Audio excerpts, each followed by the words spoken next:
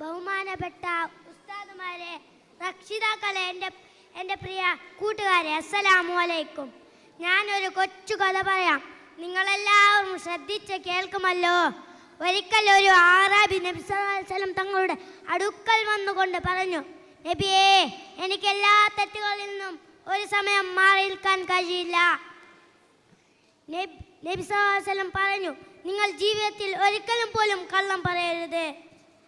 അപ്പോൾ ആറാബിക്ക് സന്തോഷമായി. കള്ളം പറയാതെ ഇരുന്നാൽ മതിയല്ലോ, ബാക്കി തെറ്റുകളെല്ലാം ചെയ്യാലോ എന്ന് സന്തോഷിച്ചു. അങ്ങനെ അടുത്ത ദിവസം ആറാബി മോഷ്ടിക്കാൻ വേണ്ടി ഒരു വീട്ടിലേക്ക് പോയി. അപ്പോഴാണ് ആറാബിക്ക് നബി സല്ലല്ലാഹു അലൈഹി വസല്ലം തങ്ങളുടെ പറഞ്ഞ ഓർമ്മ വന്നു. നാളെ മുത്തുനബി ചോദിച്ചാൽ എങ്ങനെ ഞാൻ കള്ളം പറയും എന്നോർത്തപ്പോൾ അയാൾ അതിൽ നിന്ന് പിന്മാറി.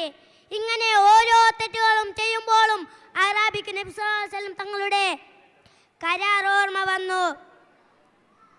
അയാൾ സ്വാലിഹായ മനുഷ്യനായി ജീവിച്ചു. ഞാൻ ഒരു ഹദീസ് പറഞ്ഞുകൊണ്ട് നിർത്തട്ടെ. ഖുലിൽ ഹഖ്ഖ വഇൻ കാന മുർറ.